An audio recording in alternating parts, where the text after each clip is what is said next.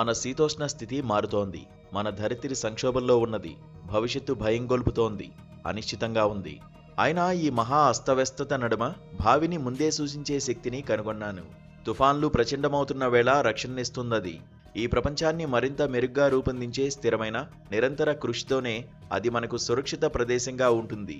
2007లో Nobel శాంతి పురస్కారాన్ని పొందిన IPCC నివేదిక ప్రధాన రచయిత, వాతావరణ శాస్త్రవేత్త ప్రొఫెసర్ జగదీష్ శుక్లా తన జీవిత కథకు ముక్తాయింపుగా అన్న ఆ మాటలు ఆవశ్యక ఫలితాలను సాధించడంలో విఫలమవుతున్నప్పటికీ వాతావరణ మార్పుపై ఐక్యరాజ్య సమితి వార్షిక సదస్సులు కొనసాగవలసిన ఆవశ్యకతను నొక్కి చెబుతున్నాయి. శనివారం నాడు బ్రెజిల్లో అమెజాన్ మహారణ్యం ముంగిట ఉన్న బెలెం నగరంలో ముగిసిన COP30 సదస్సు సైతం ఆ వార్షిక చర్చల ప్రధాన లక్ష్యాన్ని సాధించడంలో విఫలమైంది. కాప్ సదస్సులుగా ప్రసిద్ధి పొందిన ఐక్యరాజ్య సమితి వార్షిక వాతావరణ సదస్సులు 3 దశాబ్దాల క్రితం ప్రారంభమైనప్పుడు వాతావరణంలో కర్బన ఉద్గారాల సాంద్రత 360.67 పార్ట్స్ పర్ మిలియన్గా ఉండగా ఇప్పుడది శాస్త్రవేత్తలు చెప్పిన భద్రమైన పరిమితి కంటే చాలా అధికంగా 426.68 ppmగా ఉన్నది.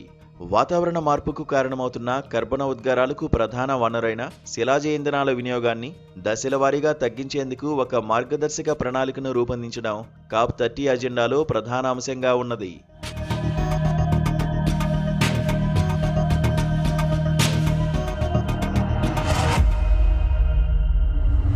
పారిశ్రామిక విప్లవ కాలంలో రికార్డైన గరిష్ట ఉష్ణోగ్రతకు మించి 1.5 డిగ్రీల సెల్సియస్కు పరిమితం చేయాలని ప్యారిస్ కాప్ సదస్సు నిర్దేశించింది.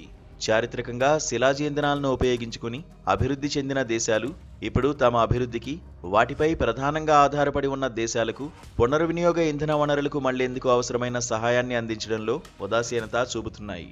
ఆర్థిక సహాయం, అధునాతన సాంకేతికతల బదిలీ లేకుండా వర్ధమాన దేశాలు శిలాజ ఇంధనాల వినియోగాన్ని త్యజించడం అనేది అసాధ్యం. ఇది జరగనంత వరకు కర్బన ఉద్గారాలు భారీ స్థాయిలో కొనసాగుతూ వాతావరణ మార్పు తీవ్రమవుతూనే ఉంటుంది.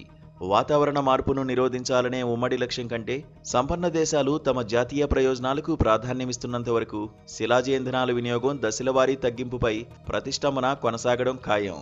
COP30 the cup of truth అని బ్రెజిల్ అధ్యక్షుడు లూలా డి సిల్వా అభివర్ణించారు. సత్య సదస్సు నిజమే అవని ఆర్తరావాన్ని ప్రతిధ్వనించింది.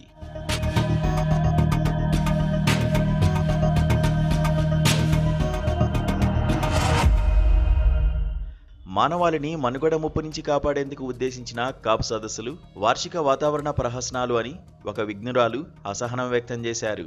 మరొకరు వాతావరణ సంత అని చిరాకు పడ్డారు. ఈ అభియోగాలు పూర్తిగా అసత్యాలు కావు.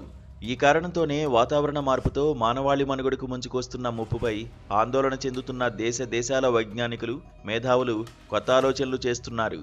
ఏటా ఒక దేశంలో నిర్వహించడానికి బదులుగా 5 శాశ్వత వేదికలుగా రూపొందించాలని ఇటాలియన్ సామాజిక శాస్త్రవేత్త ఫ్రాన్సిస్కో గ్రిల్లో ప్రతిపాదించారు.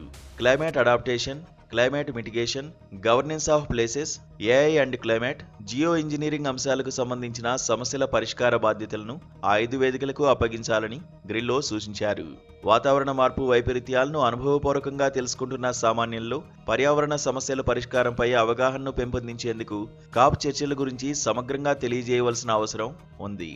ఇందులో భాగంగా గతంలో గాంధీ విజ్ఞాన పరిషత్ రూపొందించిన ఆంధ్రప్రదేశ్ పర్యావరణ పరిస్థితి, ప్రజా నివేదిక 1990 లాంటి నివేదికలను ఏటా వెలువరించేందుకు తెలుగు రాష్ట్రాల్లోని పర్యావరణ ఉద్యమకారులు పూనుకోవాలి.